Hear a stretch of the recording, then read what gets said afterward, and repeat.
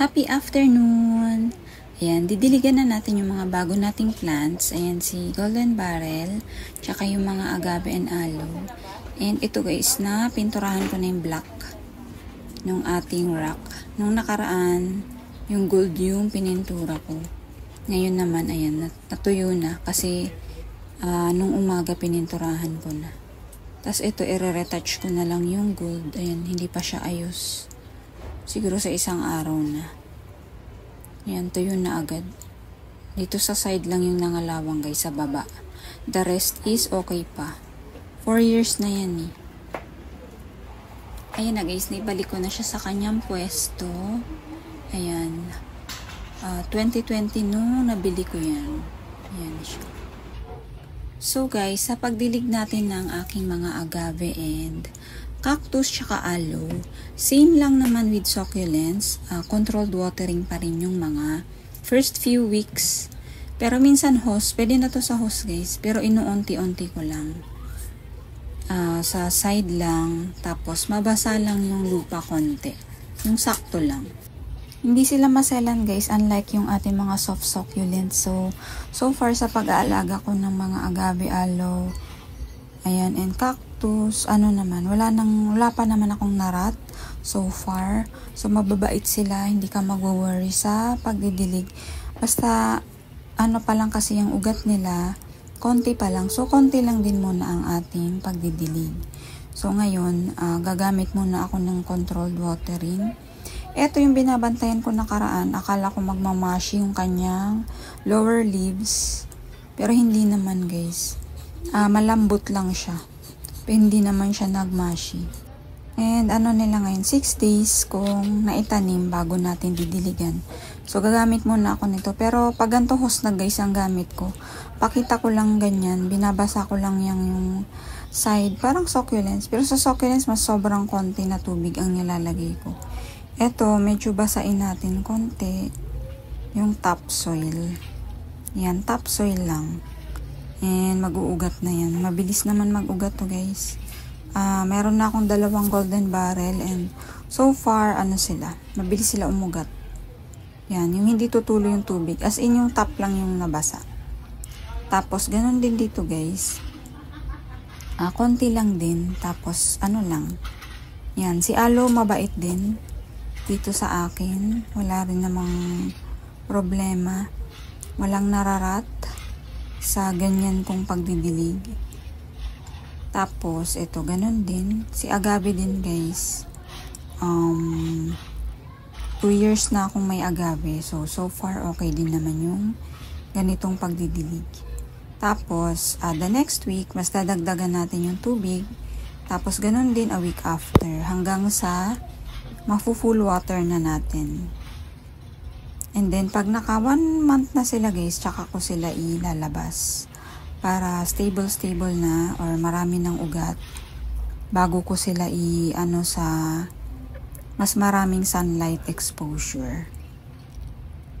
Ayan, ganyan lang. Nabasa lang talaga yung top. Para ma-encourage din yung roots na tumubo. Ayan. Mababait guys itong mga agave. Hindi ka matatakot na malulusawan. Ganon din naman yung ating mga aloe and itong ating mga cactus. Ayan, mabait sila unlike sa soft succulents na mangangamba ka na mararat. Madalas ganon. So, ibabalik ko lang sila dito sa pinagpwestuhan nila. Morning sun, mga lang sila. Maximum of 2 hours na direct sun dito guys sa pwesto na to. So, ayan. After 1 week ulit natin sila didiligan. Tapos, mas increase na yung volume ng tubig. Ayan. Sorry guys, makalat dito. Ito, hindi to basura. To guys? Mga cuttings, mga dry leaves. Tapos, nung ginupit kong rubber tree.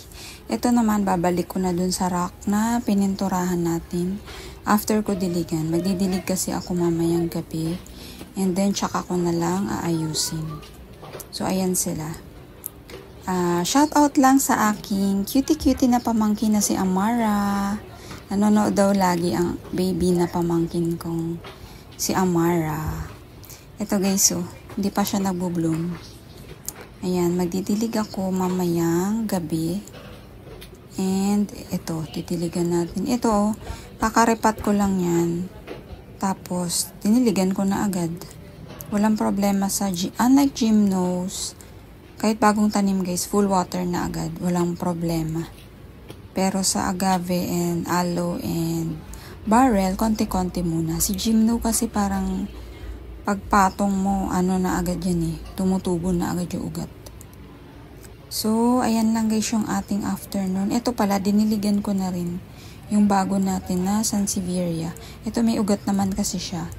Kasi potted natin yan na nabili. Unlike dito sa from Benguet, ano yan eh. Ginupit natin yung ugat. Kasi wala namang ugat yan nung tinanim. Ito oh. Nalagas na yung ating dragon, red dragon. Pati itong propagation ko na purple dream. Ayan, nalanta na oh. Ito pala yung purple dream ko. Oh, namutla na. Kasi tagal na niya sa loob. Irerepat ko kasi sana guys. Kasi itong si Mirini mukhang di niya kinakaya yung init. Kaya irerepat ko sana. Pero ngayon medyo nabawasan naman yung intensity ng init. Pati si Minibel oh. Narat na ilan na lang yung ulo. Ayan oh. Naglagas. Umuulan-ulan na kasi nabawasan na yung intensity ng araw. Si Nana Hukumini, babawi yan guys sa bare months. Pati yung burrito. Yan, babawi naman yan sila. Yan, kaya makalat dito guys. Ayan, nandito kasi yung ating ibang succulents. Ito oh, nangulubot na oh. Kulang na to sa tubig. Ingat na ingat kasi ako magtubig sa ating mga astro. Kumpara sa gymnos na walang problema sa tubig. Ito ito yung nangulubot, tiniligan ko na rin. Siya yung nasa owl pot. Sana makabawi na siya. Ayan.